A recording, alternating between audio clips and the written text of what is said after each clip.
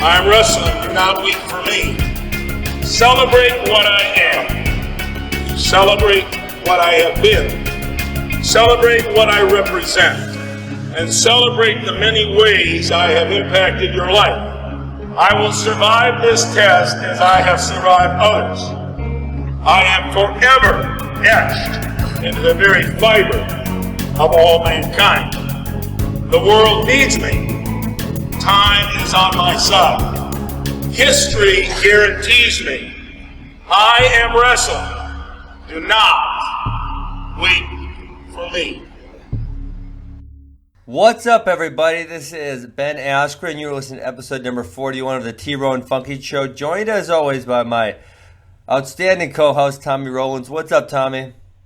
What's up, my brother? I don't have my my Yeti speaker on me. I'm driving back from Pittsburgh on a sales call, and excited to talk some wrestling with you, brother. Well, good. Well, I'm excited as well, and I just threw some topics at you, and then while in the 2 minutes between I threw those at you, and when we got on the show, I just kind of glanced through some news, and I found this very, very, very interesting topic, and I can't wait, Tommy. It's got to be number one. We got to talk about it because it's kind of what we've talked about. Tell me about it. I don't know anything. It's going to make my freaking head explode, Tommy. Okay. Okay. So you realize the UWW had their annual convention. They don't call it convention. What do they call it? Their Congress. The Congress. Their last Congress. week. Yeah. Okay. This is insane, Tommy. So I can read it in length, but what they're saying is that they want to sign. All national federations should sign wrestling athletes to contracts in which, if the athlete leaves to go pursue another avenue, such as mixed martial arts, the athlete has to pay the national federation to leave. Wow. What? I mean, so this is a worldwide fundamental position that the UWW is taking. Do you want me to? You want me to read it to you? Let's do it. Let's go. Read it up. Yep. Says number 15, new contractual arrangement for UWW licensed wrestlers. Many wrestlers turn to professional mixed martial arts leagues at the end or even during their Olympic career, where they usually earn substantial amounts of money. No compensation is paid back to the federation that has trained, educated, or coached these athletes for years. UWW is considering the possibility of a contract for all wrestlers holding a UWW license with a non-concurrence clause and the possibility to overturn this clause via compensation for the National Federation. As such a possibility is still under review, more information will be provided to all national federations. In such case, a contract should be implemented. Well, there's just so many. There's so many ways to go with this.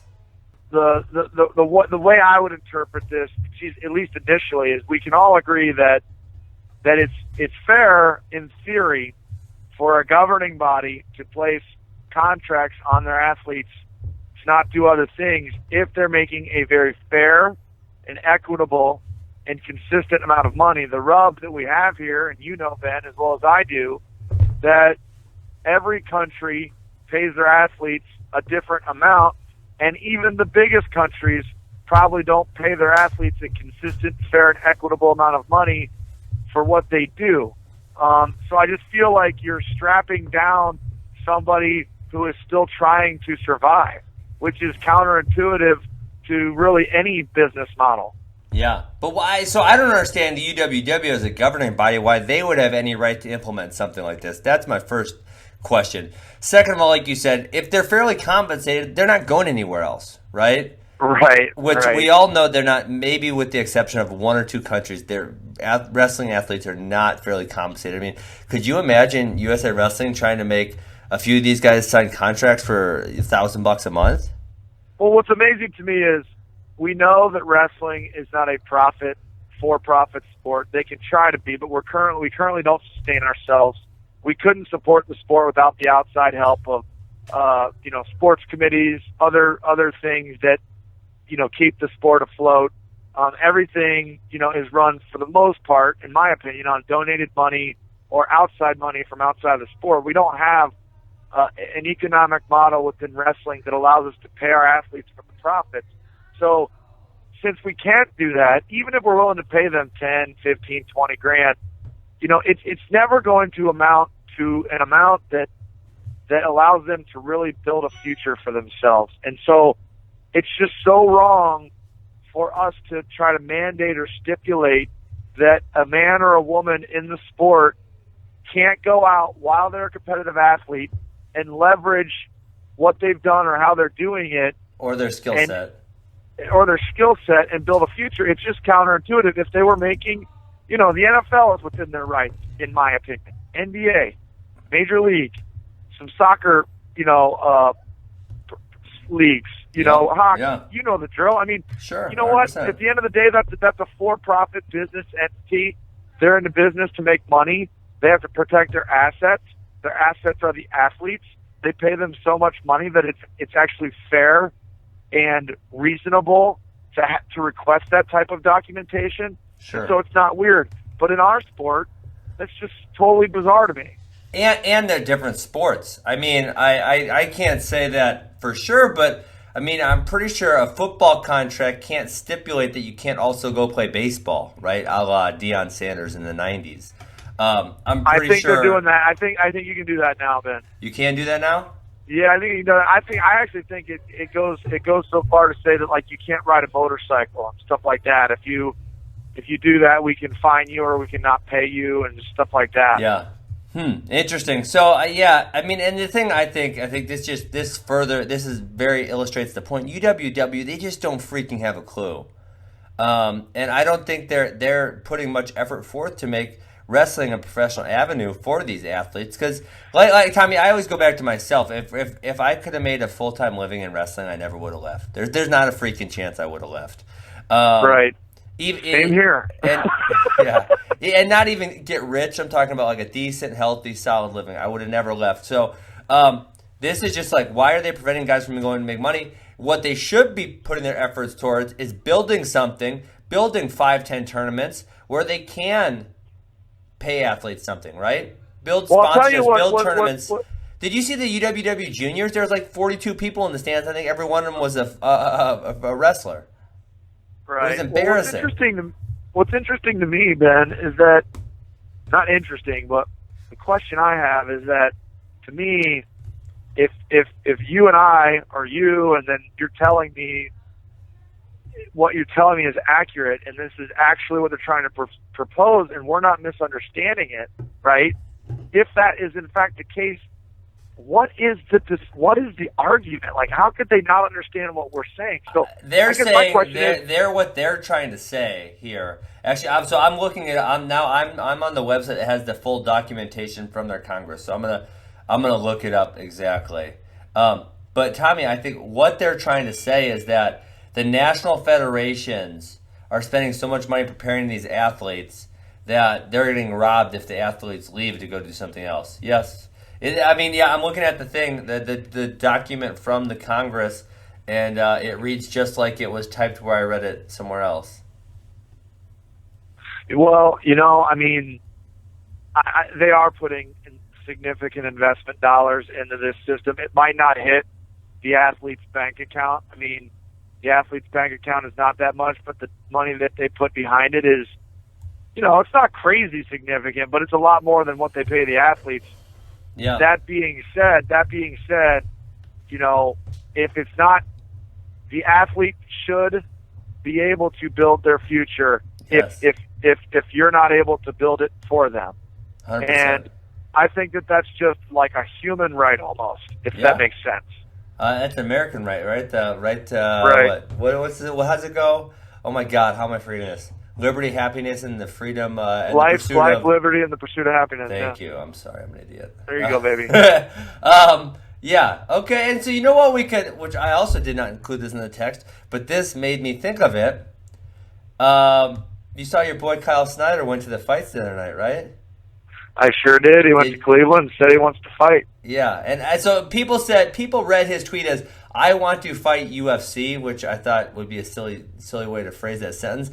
I thought his statement, people got to know how to read social media, was, I want to fight, that being a sentence, and then tagging the UFC so they are aware of the fact that he wants to, in fact, fight. That's exactly what he said, yeah. Okay, so I just want to clear that up for our listening audience who might not be as familiar with social media as we are. That is man, that's interesting to me because I know Kyle would be great. I mean, I was just on my other podcast, MMA podcast. Tommy, this is crazy. This is a crazy stat. In the MMA heavyweight division, in the top 40 in the world, there's one guy under the age of 30. How crazy is that? I mean, and so that means if I got in shape and stuff, my age and everything would be right in there, right? Yeah, I mean, really, like, Tommy, the top 10, almost all of them are 36, 37, 38, 39. I mean, they're all old. And it's a bizarre phenomenon. But, I mean, I legitimately think, Tommy, if you gave me Kyle Snyder, you give me 6 months, not even, give me freaking 3 months. Give me 3 months with Kyle Snyder talking about how to defend punches, how to evade punches in a manner that you will get a takedown, and how to avoid a few submissions. This dude's going to go beat someone in the top 10, no problem. I agree. 3 months.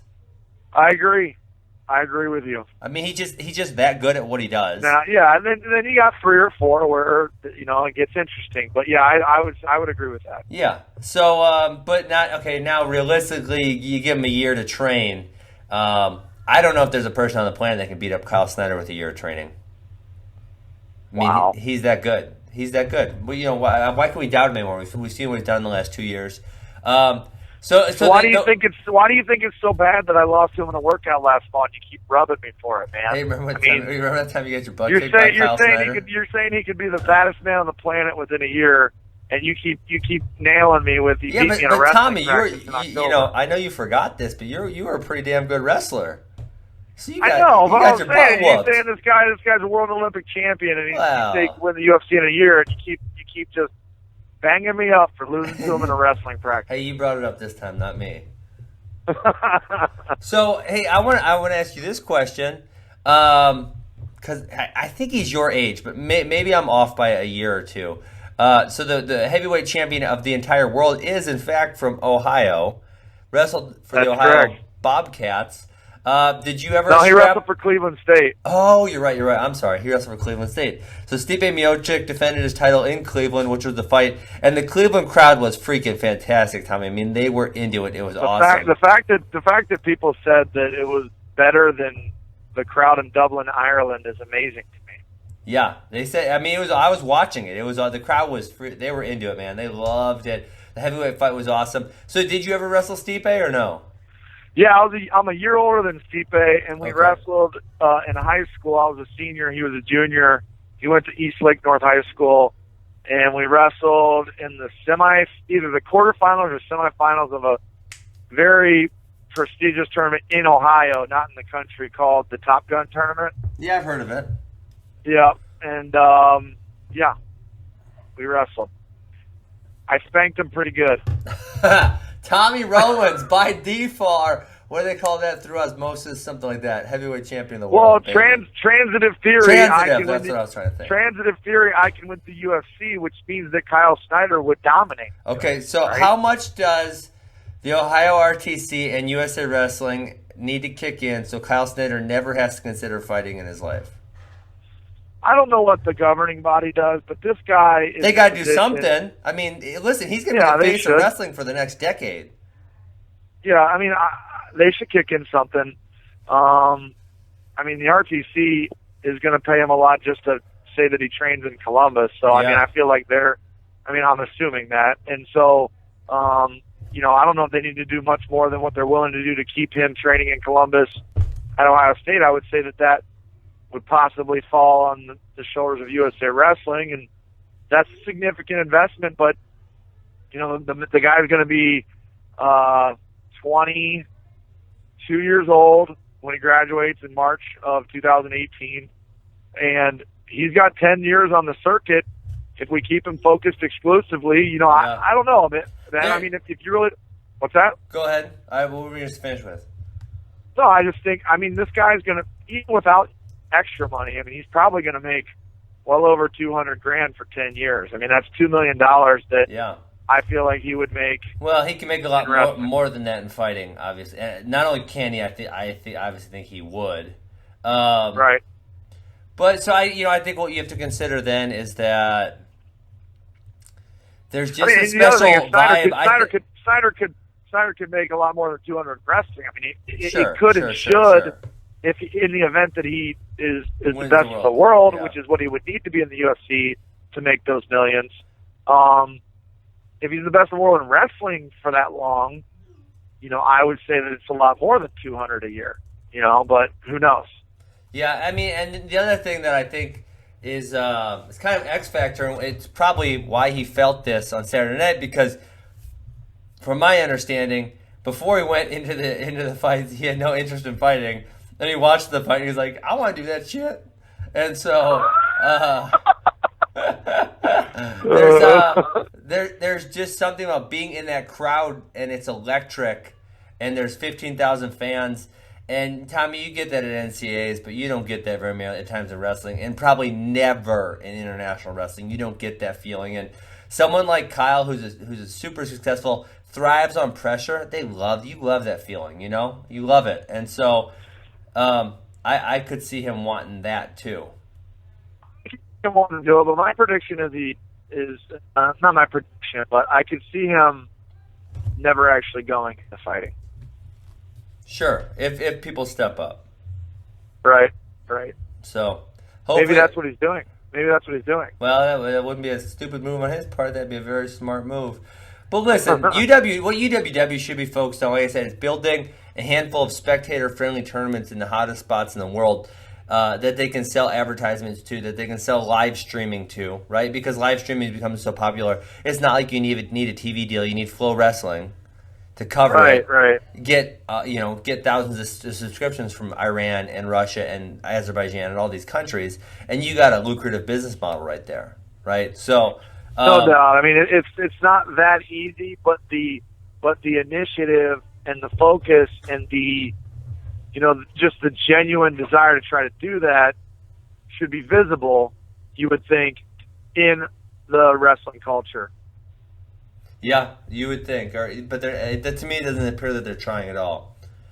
Right. Okay, you want to get on to? I think we got one more topic in us before, and I know it's one you're passionate about. Before Coach Smith, so we're having Brian. For those of you who weren't, well, I don't think we said anything. Brian Smith, the University of Missouri head coach, is going to call in today and chat with us for a little bit. Tommy, do you want to talk about J-Rob? Because when all this came down, you were pretty excited. You texted me or called me. I can't remember what it was. Do you want to hit on this situation, the J-Rob, what happened? Explain it. I don't know if yes, I do want to talk about it, but I don't know if it's really the situation, but more the legacy that Jay Robinson has in the wrestling community. I mean, we can be highly speculative, even though none of you and I especially are not on the inside of the ins and outs of how all that went down. It is a complex and sophisticated situation, but I tend to, give Jay Robinson the benefit of the doubt because I feel like he's been a man of integrity, a straight shooter, and really had the athlete's best interest at heart throughout the duration of his career. So why would it be any different in the twilight of his career when he's 70 and, he has issues with his student athletes doing things that they shouldn't be doing? That being said, it's sophisticated and, could he, should he, would he have done things differently? Yes, possibly. And I don't want to get into the semantics of that. All I know is that I know Jay Robinson wants to win, but I know he cares about people more than winning. And so I just know that from being around him. And so his career to me is built on instilling values and going about things the right way. And that's what he should be known for in wrestling. Not how he had to exit, the sport as a coach. And if you watch the video of him in the news, and he said to the newscaster, and he was emotional when he was saying it, but he said, how many times are you going to try to save somebody you love? And I think that's a really profound, rhetorical question. And I think that we've seen coaches in other sports fall victim to the same thing. Jim Tressel, Ohio State, who could have, should have, would have maybe done something differently with the tattoo scandal. And yes, he wanted to win. And yes, maybe he had some self-interest in mind as well. But I really think he was thinking in the best interest of the athletes too. And he felt a deep sense and obligation to take care of them because that's what he promised that kid and his parents when they were 17 years old and he was standing in their living room. And I think Jay Robinson has the same mentality. And I think he was acting in the best interest of the kid. He was trying to be that parental mentor type figure to these kids. And it's possible that he took matters into his own hands too much. I'm not saying it's not possible, but I think if he did do it, and he shouldn't have, it was done for the right reasons. I hope I'm making sense. No, I think you make perfect sense, and that would kind of echo my sentiments. Obviously, the rub for me would be that, as unfortunate as it is, in 2016, we know how a large athletic department is going to act. I mean, they're going to freaking try to cover their back from any kind of legal action that's possible. So it is kind of sad that a guy like J-Rob can't do what he does. And, I'm sure over the course of his 30-year career, there's been athletes that have done some really stupid crap who would have been in a lot of trouble. And he straightened them out. And to this day, they're probably thankful for his guidance in those situations. Correct. And then the other thing that's difficult is these administrators. And, I'm not saying that they're any different than Jay Robinson. They might have the athlete's best interest in mind. But you and I know damn well, Ben, that they have been in similar pickles and chosen to do what they think is best in their mind, even if it's not what aligns with the actual rules. Sure. And I think I would say to a certain extent with what you should do in modern day large corporation / athletic administration stuff, it's kind of passing the buck down the road. It's kind of saying like, well, this isn't my deal. I'm going to turn it over to the cops, or I'm going to turn it over to the ADs or whatever, right? Because here's the other thing, especially in a non-revenue sport. Yeah, especially unfortunately. Because why carry the baggage, right? It's like, you know what? This is a tough spot. This is an interesting, Jay Robinson. Let's say, he was acting in the best interest of the kids. This guy's brought a lot of success to the University of Minnesota. Yeah. And anyways, I don't want to pass too much judgment on the decision that the athletic department made because I don't know the specifics. But I know that it's a gray enough area where they could have defended Jay Robinson. They could have said, we're keeping him around. And it wouldn't have been like, oh my gosh, I can't believe you're doing this type of reaction. Yeah. And you know what? I feel semi the same way. I think we all knew what was going to happen. He was going to get fired. Right. Now, do I agree with it? I don't think so. And maybe I want to close this segment out, and we'll talk about, maybe we have time for one more thing now before Coach Smith comes on. Is one of the coaches at the University of Missouri, not wrestling, not a non-wrestling coach, said to me one time, he's like, well, think about it this way, Ben.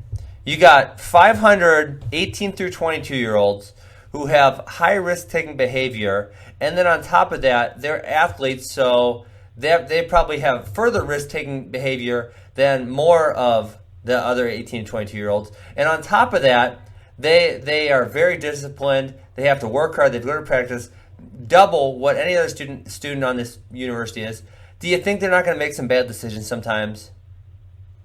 Right. I mean, it's as simple as that. Kids at 18 and 22, they're all jacked up on testosterone, who are at the risk-taking peaks of their life, who have to be very ultra-disciplined for a good portion of the year. They're going to make some stupid choices, and they're going to do some stupid shit. Now, this Minnesota situation is probably past that stuff, but expecting athletes to not make mistakes and expecting a coach not to have to want to correct the behavior and hopefully in the best light for the athlete, I think is it's crazy. I agree, man. It's a tough spot to be in. I mean, these kids are at the crossroads of, going from a kid to an adult. They have the world at their fingertips many times on the campuses they're on. They run the show. Not saying that makes it okay. I'm just saying that they have access to the opportunity to make a lot of mistakes. And these coaches, the good ones, feel a deep sense of duty to help them navigate through that and become better people. And so it's just a tough spot to be in. Yeah, definitely. Okay, so you want to move on? Yeah, man, let's do it. All right, let's move on. Last topic. I said last one was last topic, but this is really the last topic. Your boy Lou got a job, OU, and now he's hired Keith Gavin as the assistant. What do you think of that coaching staff? I know you know them both very well. And what do you think it's going to take for them to overcome the hurdles that Mark Cody was facing at OU? Well, I will say that I think that Lou Rosselli, Keith Gavin, and I believe Leitner's staying around, but I don't know if that's for sure. One, you got 3 guys that were Olympians or world team members. They NCAA champions. Lou was not, but anyways, they've seen a lot. They've been around a lot. It's a good melting pot of different, I think, philosophies, but also they'll be able to be consistent in how they speak to the team. So I think the foundation is there. I don't know who the volunteer coach is going to be. It's going to be a building. Well, I got to assume he's going to try to start some type of RTC, correct? Yes. I mean, I've spoken to Lou a lot, so I'm not going to share, what he's got in his bag of tricks. But it's obvious that he's going to want to look to develop and build an Olympic program. I don't think it'll happen overnight. But that's obviously on his mind. But I think as it relates to the staff, I mean, listen, Oklahoma wrestling is supposed to be at the minimum top 10 a year. I think we could probably agree with that. I don't think that's going to happen this year with that team, but I think Lou. It will not. Yeah, right. So I think Lou has that expectation long term, and I think that this coaching staff can do it. I think though the thing that's interesting at Oklahoma and all these other schools is that there's a pool of, let's call it 6 to 8 schools that all recruit the same best 20 guys in America coming out of high school. So, what they have to find a way to do, and you've got to it's the chicken or the egg, right? It's like, how do you get successful? Get the right kids. How do you get the right kids? Become successful. So it's like, which happens first? Yep. And I think that Lou and those guys, they have to enter into a different stratosphere of talent, and they've got to get that talent in the program. Quite honestly, if Lou Rosselli had a room full of talented people that worked hard, I know for a fact that he'll do phenomenal things with that program. I know that for a fact. I think the biggest challenge and the biggest thing that they're going to have to do is they've got to reel that talent in and get them in the program. And we've talked before this about the difficulty of OU recruiting over Oklahoma State when Oklahoma State's been the number one program. And then, John Smith's kid coming through and everything else. You think about it, I don't think Ohio State's a good example. Like Ohio State always got the talent, and Tom Ryan and company, produced that talent at a high level, but they've always got the talented guys since the 80s, right? Yes. But, Brian Smith and Rob Cole are 2 guys that manufactured the potential for greatness in a program. Mm-hmm. And I don't think that Lou's up against it as much as maybe Brian Smith and Rob Cole were and carving a program out of granite. Sure. But he's just got those challenges because Oklahoma State in the backyard, to your point. So they're just going to have to manufacture and get that type of talent in the room. I think if he gets the talent in the room and they're not, a bunch of drunk, dumb kids that don't want to listen to him, I know what he'll do with those kids, but he's got to get them. And I think that's the big thing that Keith, Gavin, Michael Leitner, and Lou Rosselli got to do. So with most programs, I would say you got to put a fence around the state, essentially. I know I've heard that term used, right? And, if I was at Wisconsin, I'd put a freaking fence around the state. F you guys, you ain't leaving. You know what I'm saying? Exactly. But so at OU, I brought the OSU thing. Would you do the opposite at Oklahoma and kind of just expand your reach? Or what do you think? Yes. What would you try to do there? Go Kansas, yes, go to Texas, go to everywhere else? I would do that. There is a chance every now and again when there's an Oklahoma kid that John Smith doesn't want because the PA kid who's better than the Oklahoma kid is coming to Oklahoma State. But I would not waste too much energy on the Oklahoma kids that John also wants. I would get the Oklahoma kids that John doesn't want or isn't willing to offer them the same type of money that you can offer them, because I think that that's going to be a hard thing to overcome. Yeah. That being said, Oklahoma, I think, personally, is a better school. I've been on both campuses. I would rather go to Oklahoma than Oklahoma State. So there's a lot of things that Lou has going for him to recruit outside of the state of Oklahoma. And the other thing is there will be support for the program. Right, absolutely. Which can be good or bad. Obviously, I think that kind of struck Mark Cody down a few years earlier than he would have liked, because those guys who are sporting, they want to win. They want to win bad. Right. Right. And sometimes they don't want to wait. And so that can be a double-edged sword there. But I definitely think there's support for the program. All right, and we got Brian Smith calling in. Let me click him over. Hey, okay. Coach, how you doing? Good, Tommy. How you doing? I'm doing great. Thanks for coming on the show. We're excited to talk with you. Okay, well, we'll have some fun. I agree. I'm pumped, Coach Smith, because Tommy is a huge Buckeye homer, and I was able to brag after the Tigers whooped them. I'm a major Buckeye homer. At the alumni. Oh, I've listened to you guys. I hear you guys. You guys are like an old married couple, complaining at each other every day. But you're the first Tiger that we've had on. Tommy's brought on his buddies he brought on Jaggers, he brought on Snyder, he brought on Ryan. So we're getting some Tiger blood on the show. Nice.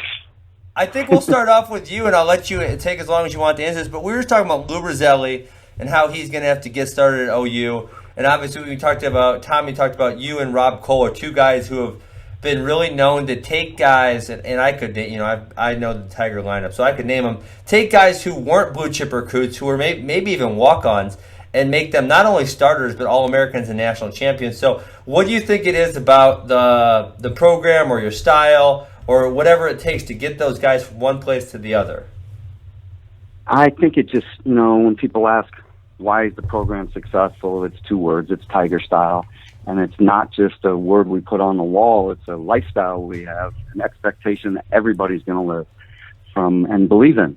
And it starts with the coaching staff, and I'll even sit with my boosters and parents. We start from the recruiting process, teaching what TigerStyle is, and from that you develop a culture, and from that culture you get this work ethic and a belief that in everything we're going to do right. I remember you telling me one time, Ben, that I make you go to every class. It was like one of the few team rules we had. You're going to go to every class. You said, if I'm going to go to class, I'm going to get A's in it, and that's why I'm an academic All-American. And it seemed pretty simple, but our coach was asking me the other day from Mizzou, what's all your team rules? And I said, it's really just go to class and all this study hall stuff, but that's about it. And live TigerStyle. And if they believe in that culture, they're going to have success. And I think that's where it starts. When I first got to Mizzou, it was develop an identity. Yeah. I mean, we had no identity. Nobody who knew who we were. I remember one of my incoming freshmen, I talked to his mom, and she said, is Mizzou Division I? And I knew we had an uphill battle because she was from Missouri. So, but once you did, and the identity was, we had to just start from scratch. Like, let's make them go to class. Let's make them come to practice on time.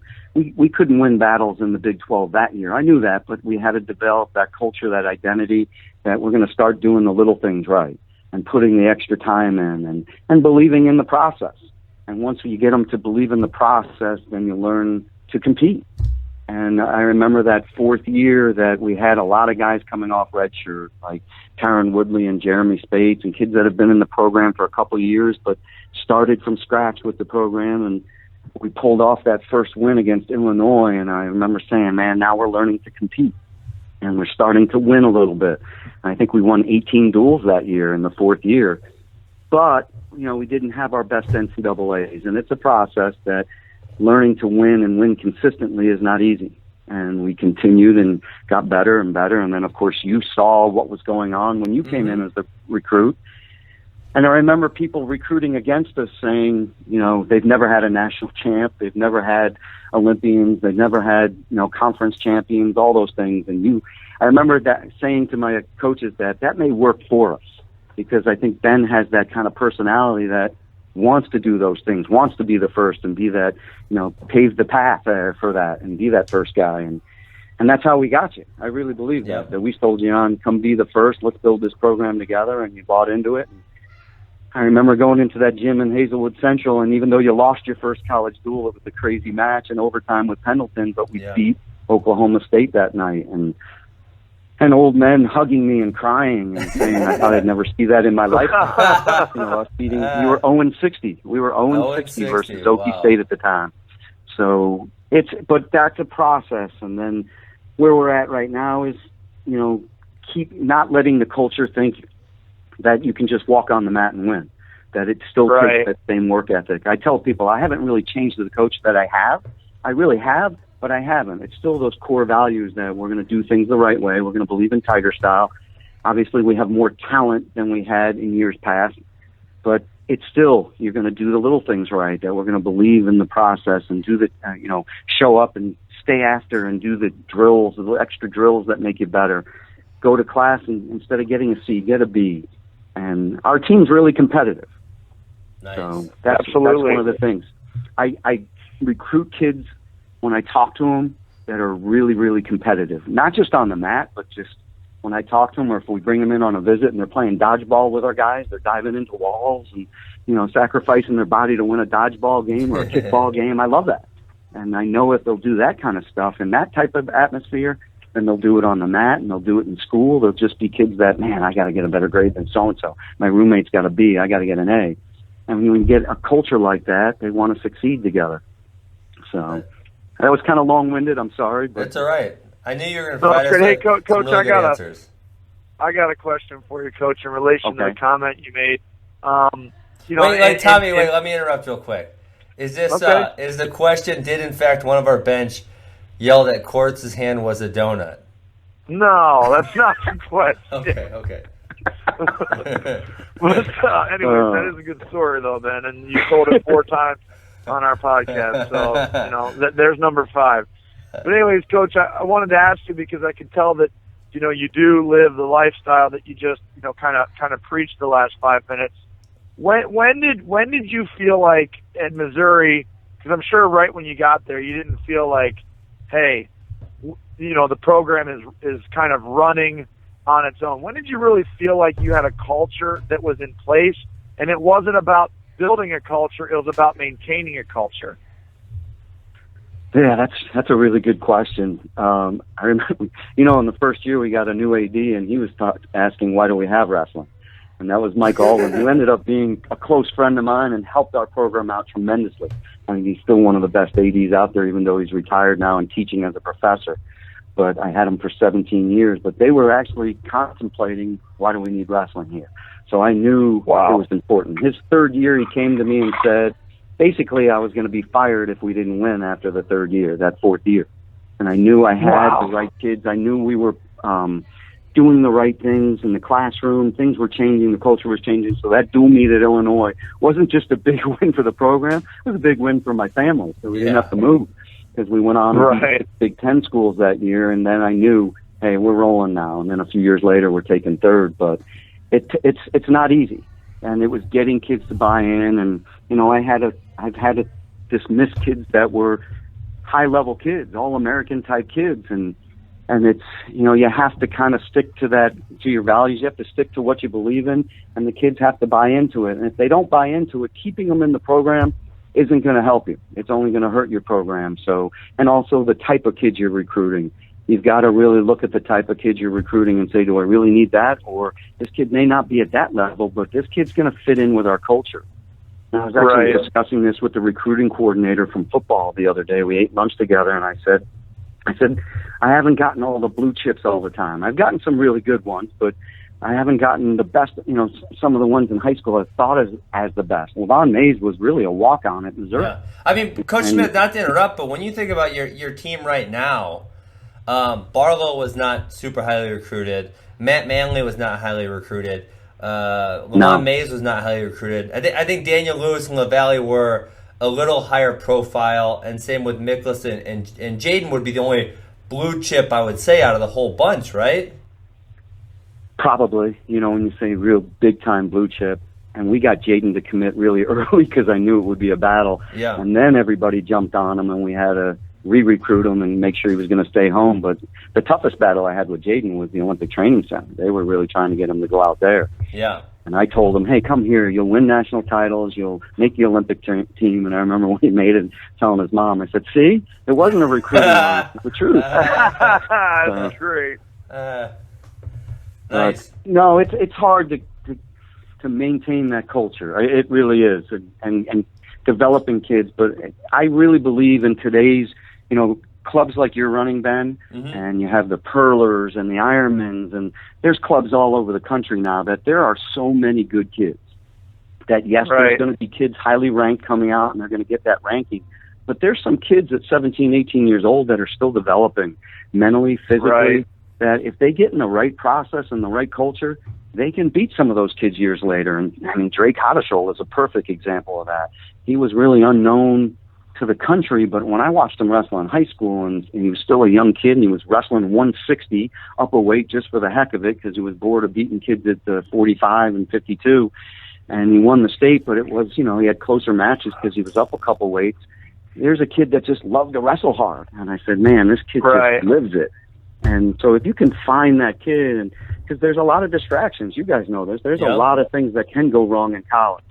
And finding the right kid is, you know, really, really important, and how their family dynamic is. And not that we don't take, you know, little chances on kids that have troubled past or whatever, but we know they're going to, you know, that at the point when they come to our program, they'll buy into our culture. The guys will take care of them and bring them up instead of them bringing other people down. Definitely. So I want to get into, you know, you kind of hit on your early years, your philosophy there. But then I think there's a program switch there. I mean, I guess we could say starting in 07 when we take third. And so now it's no longer, okay, we got to make the name for ourselves. We got to try to figure out how to get in here. But now it's like, now year after year, you're competing with the national powers, and you're thought of as a national power, where I still think, you know, you guys aren't traditional like in Oklahoma State or in Iowa, and you got to recruit against those guys. You know, what's that like? Is it the recruiting battles? Is it the schedule? But, you know, I would say the Missouri program is, if you take the last 10 years, they're definitely in the top 5 for consistent placing. What's it like competing against all those traditional powers and now essentially becoming one? Oh, I love it. I love to compete, and that's why I'm glad Tom Ryan from Ohio State keeps us on the schedule, just because when I got here, everybody wanted us on the schedule. We were so bad. So I had 6 or 7 Big Ten schools on the schedule. Now I only have one, and it's Ohio State, and it's been a great rivalry, and it's great for the sport, but it's hard because the Big Ten's so competitive now to get some of them to want to wrestle us. But Oklahoma State kept us on the schedule when we left the Big 12, and so did Oklahoma. I want a tough schedule because if you wrestle all, and we have Cornell this year too, with all those teams, it just, I really think it makes you wrestle at your highest level. And you should every match. But when you have those highly competitive matches, our guys start believing that, hey, we can compete with them. And I remember in those early years teaching them that we're going to have to wrestle this level at the national tournament. You've got to compete. And eventually we beat them. But now we're beating them consistently. Now it's finding a way to get guys into the NCAA finals. We've never had more than one finalist, so there's other things. We've got to get multiple national champions. We've got to have more than 5 All-Americans. We've done that 3 times if we're going to win it. And it's just, you know, progressing and setting goals for that stuff and doing it. This year's team we're very talented, but we've been through some tough times, though, in the middle of that. I don't know if you guys remember. Well, I know you do, but the difficult time I went through in 2012. In 2012, we won the Big 12, and then didn't have an All-American. I think in the last 10 or 12 years, that was the only year we didn't. But you had all 10 qualifiers, correct? And it was and we had all 10. And we've had, I think in the last 5 years, we've had 46 or 7 qualifiers. So we've done pretty good with that, but that year just kind of hurt because we just won the Big 12, and I think the school went a little crazy over it, and everybody was patting us on the back and saying great things, and we walked into the national tournament and just really kind of did some bad things. We just wrestled awful and flat and just weren't inspired. It's like we left it at the Big 12, and I take full responsibility for that. I learned as a coach that, you know, it was a big deal that we finally won a conference tournament in first in the program's history. But it's not that big of a deal. We've got to perform better at the Nationals. We had better teams at the Nationals than that team. So it was learning, but it was also, people were saying we were going to drop the program in 2012. And I remember just saying, that's crazy, and met with my ADs and how motivated I was as a coach to have a better season the next year, to have a great recruiting class. And if you look at that recruiting class, it was Joey LaValle, it was J'den Cox, it was Willie Nicholas. It was a great recruiting class, and it was exciting because we got kids to believe that it doesn't matter if we're not in the Big 12 anymore. We can still be great, and kids bought into that. And I knew at that time we had a special group coming in, and that's kind of the group we still have right now. Nice. So Tommy, I guess you let me nail this, right? Yeah, absolutely. I mean, Cool. I got one question in there, but yeah, you go ahead. You're Okay. the expert. I'm really enjoying the feedback though, and Coach, I've never really listened to you this long talk about your program, and you sound a lot like Tom Ryan. I don't know if that's a compliment or not, but you know what? A lot like in the our guy early that's years, running Tom and I are we grew up probably not that far away in Long Island. My first 6 years of my life, my dad was a football coach in Long Island. So I grew up 6 years in Long Island, then upstate New York for another 8 years, where my dad was coaching football till finally I moved down to Florida in high school. So Tom and I go back to the island days. So we're both Long Islanders. So you know that it's a compliment and also not one then if you know him that well, right? Well, I got away from it. I can look from the outside in now and go, man, things there.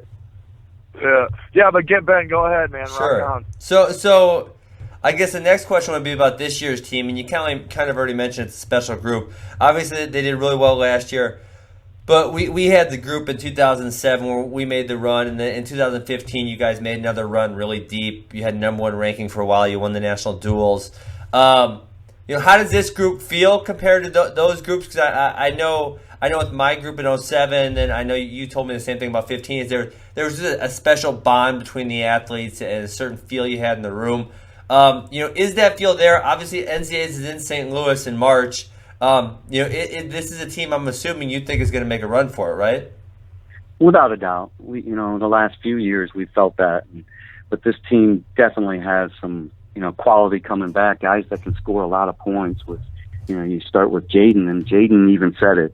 His most important thing, he told this to me, right before and after the Olympics. He's like, man, I want to win the Hodge, but even more than that, I want to win a team title. He sat and talked to me about it for like a half an hour on how important it is that he goes out, and he's like, that would be the greatest thing for this program, and if we can do this, then I know we have the team to do it. And I'm like, well, your leadership will be a big part of that. And I said some of my best teams had great leadership, so it's really important to him.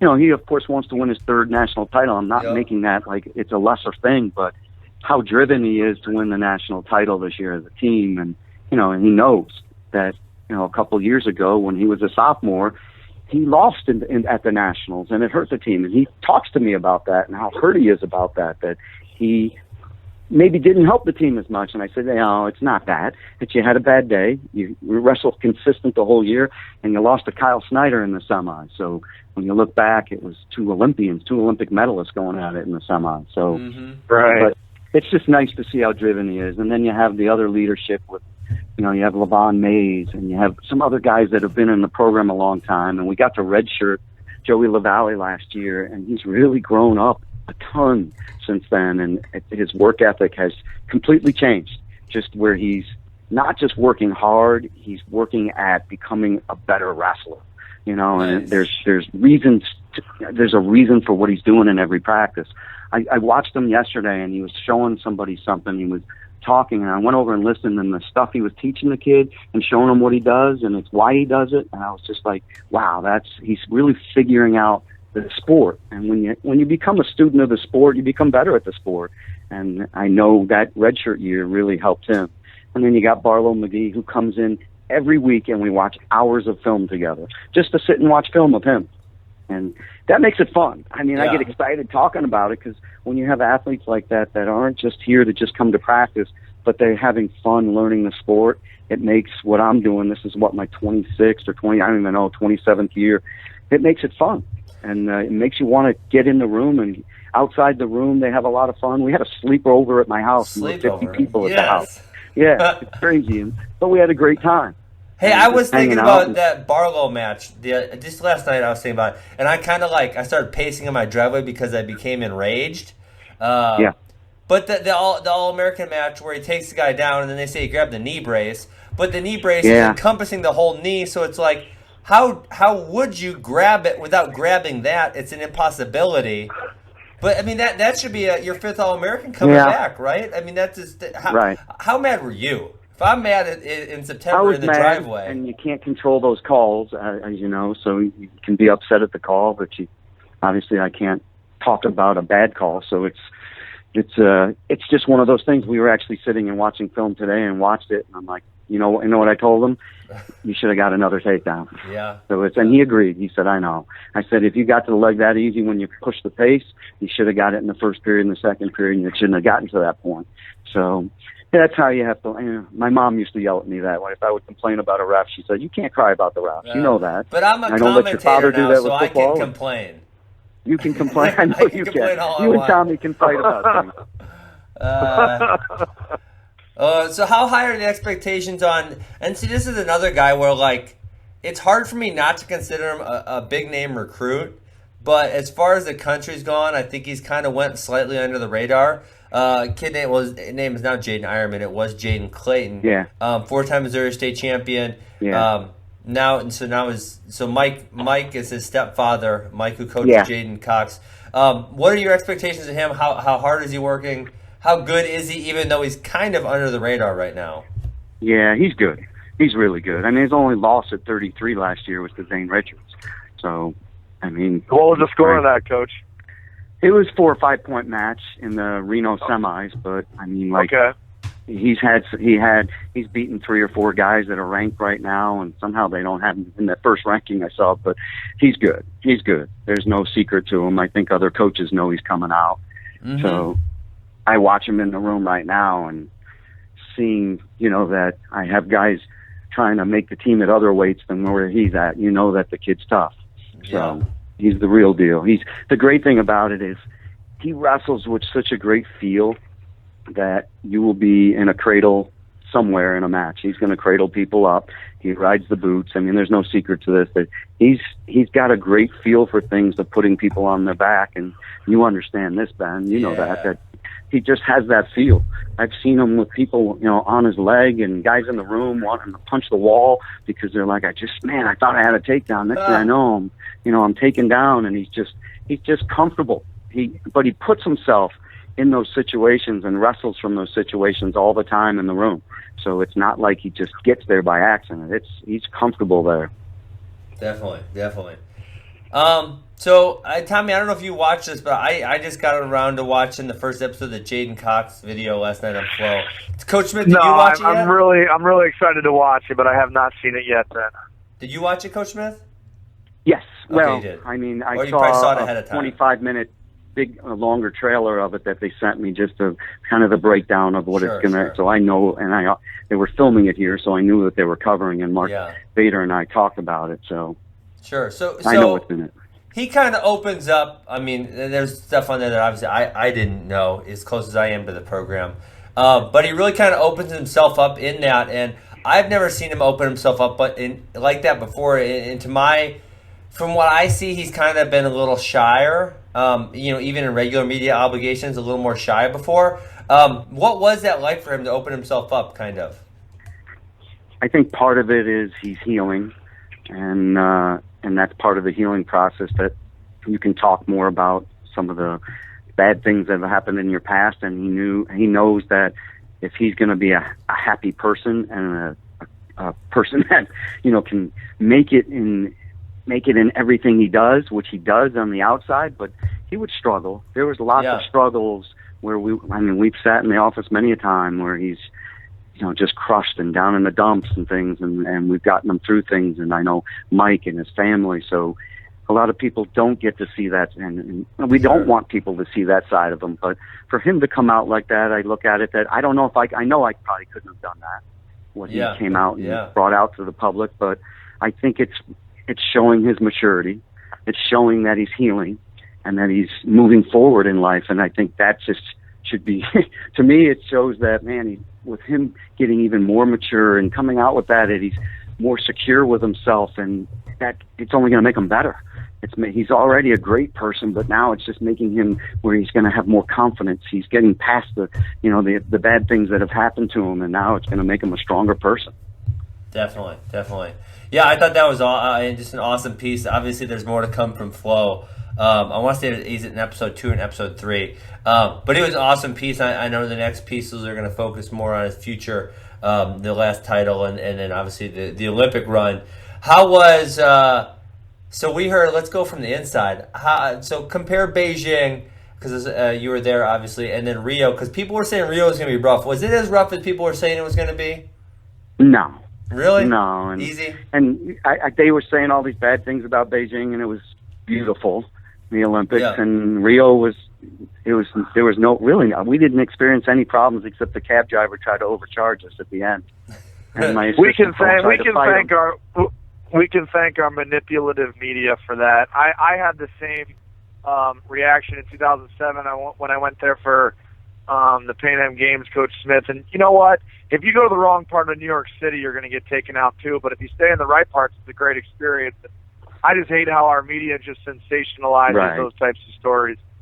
It's true. And I said that to somebody going over there. I said I could be going to parts of Chicago right now, and I'd be just as scared for my life, if not more. And it's not to put that, but there's places in the United States that for sure can be dangerous. Shoot, I grew up in South Florida, and I remember where tourists were afraid to come because there were bad things happening. But I was living there, and I'm like, it's not that bad. You just need to. There's some problems in some certain areas, and you just stay away from them. I just watched something special about a lady named Griselda Blanco, she was the queen pin of the cocaine trade in Miami-Dade County. You remember that or not? Yeah, I didn't hang out with her. you were going to her parties on the weekend. Yeah. Benjamin. That'd be funny, right? Well, that was most of the stuff I want to cover. I don't know if there's anything else you would like to hit that we haven't asked you about. But it was great to get some Tiger blood on the radio. Finally, Tommy, those Buckeyes, shut them down a little bit. Hey, we can do a TigerStyle month, man, because we got to get J'den on here at some point as well. Yeah. Yeah. I mean, the exciting thing is those guys. We're going to have two Olympians in the same dual meet, which before we've wrestled Ohio State every year, but this year they're two Olympic medalists, which is you got a gold medalist and a bronze medalist wrestling in a college school. Has that ever happened before? Ever happened before. I don't know, but that should be promoted. I know it's a Thursday night match, which is different. Tom called me and asked if we would change it, and I don't know if it's because of TV, but hopefully it is. When is that?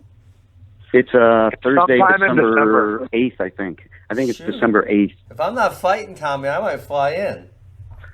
Oh, let's you guys do have it, to man. stick together. That'll be more entertaining. I wonder if it's legal or if it's allowable for you and I to call the match. We could just do it and not ask. All right, we should call the match. That would be fun. That would be so much fun. Yeah, because it's in Columbus. It was in Columbia last year, so it's in Columbus this year, right? Yeah, it's Columbia. It's in Columbus this year. Columbus, okay. Columbus, Ohio. Wow. Yeah. That's be going. I remember.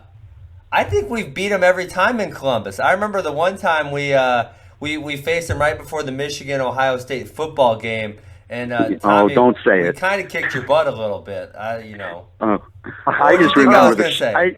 I got that awesome shirt. Yeah. Yes, that's what I thought you were going to say. Don't say the shirt on radio. It was the town name of where Michigan's from, and then I know where it is. 'Cause I'm a Spartan, so I know the name of Ann Arbor. But Coach Smith, I did not know you were college teammates with Mike Krause. I was hanging out with him the other week. Yeah, he was telling me. Mike, he was like a freshman and a sophomore, I think, and he came in. It was the first year, maybe just a freshman with me. But I think he was with me for 2 years. He said you straightened him out a little bit because he was a little too wild. He said. Probably, yes. My team at Michigan State was a little crazy. I learned how I didn't want my team to act. So. And I also didn't realize Dan Wernsberger was your college teammate. I didn't put that one together. No, either. He came in the year after I left. Oh, he was after? Yep, I was there as a senior, and they were bringing Wernsberger and Emilio Collins. And then I was like, man, these two are really good because Jesse Reyes was the assistant coach, and he recruited those guys in there, and they were two studs. Oh, wow. So, yeah, interesting. But I still talk to those guys. I just actually talked to Emilio a little. We were texting the other day because he was down in Rio for the NBA. He works for the NBA. Really? Wow. So, yeah, you guys should get him on your show because he was a couple-time All-American, and now he's like fourth in command for the NBA, which is great. How does a wrestling guy go from there to there? I don't know, but that's great. Wow. Great for your podcast right there. He's awesome. That's correct. That is awesome. So lastly, I saw on social media that Tyron, not obviously Tyron Woodley, Big 12 champion, the first Big 12 champion from Missouri, and now UFC welterweight champion. Stopped in today at practice. Did he beat up on the guys at all? Did he give them You know business? what? I remember him talking to Daniel Lewis, and he said, "Hey, we're not going on the mat. We're going on our feet." And he said, "Don't think we're going any long goes here." So he did scrap with the guys. He got to talk with them, and gosh, it's been, he was on 2004 and all those teams. So when I see these guys, it's 2006. Most of these guys don't even remember that. They're all 18. They were 4 and 5 years old, which is crazy. So getting to see him, they only know him as more the UFC guy. But he brought his belt in, and he also came in and spoke to the athletic department. We have this Mizzou made, which is kind of a, they're developing the student athletes, but I really think they just stole TigerStyle and they're moving it over to Mizzou made, which is cool that they're stealing our thing and using it. But it's awesome that him and Joey Garrity, who wrestled for, Joey was your teammate, and he's a doctor now, and they're bringing back this week. I think next week the McCormicks will come in and talk about stuff. What day? Life. They're coming in, I think, Tuesday, so before you get here. Okay. And then, of course, you're coming in back next week. So I think Mark Ellis is coming to practice tomorrow, so it's nice. Tomorrow? I called him. No, he's confused. I told Mark Ellis that he had to come when I was there. Okay. Well, maybe he's thinking next Saturday. Who knows? He texted me, are we going to be around tomorrow? So. Okay. But it's nice. It's great. I think, Tommy, when you go back to the room and other guys come back to the room, I know I appreciate that as a coach, that the guys get to see the great ones from the past and they get to be down to earth with them and just talk with them, and they can communicate with them. It's for these young kids, it's the world. It means a lot to them. Yeah, for sure. Hey, I think we lost Tommy. Okay. I think he dropped off. But either way, I guess unless you got any closing thoughts for us, we'll call it a day. It'll be, we're excited. I've never seen the state of Missouri this excited about wrestling, and you got to give a lot of that credit to, first our programs had a lot of success and hosting 8 NCAA tournaments. I think this will be the 8th one we've hosted, but then having a medalist this year, J'den Cox going for his 3rd national title. There's never been a 3-time national champ at Mizzou, so he's going for that. He's won the medal. Just the interest in the sport of wrestling right now. We're excited about, our home dual meets and the type of crowds that are going to come out, and the interest. I mean, the interest from the media right now is through the roof. That it's exciting to see that the USA Wrestling Olympic movement has really transpired over to wrestling and helped us, help college wrestling here this year by having J'den. So it's some exciting times for us. Yeah, that's awesome for sure. Well, I'm excited, Coach. I will see you next week. We should have fun. And I'm going to see you twice because then you're coming up here the week after that. So coming up. I've never seen the Askren Academy, so I'm excited. Sweet. It's going to be fun. All right. Thank you, Coach Smith. I appreciate it, and have a great day. All right, Ben. Take care. See ya. You are listening to the T. Rowe and Funky Show, and it is brought to you by Defense Soap. Defend what you've built. Tommy, I got to say, I tried these products. He shipped me a box. I love them. I've had, if you know me, I've had ringworm issues for a long time. So I'm looking forward to putting these in my repertoire and hoping the ringworm does not come back ever. No doubt, Ben. And to top that off, the company was created by wrestlers. Guy Seiko wrestled at Cleveland State University. His son was an All-American in Virginia, so these people really get it. They know what the wrestling community needs.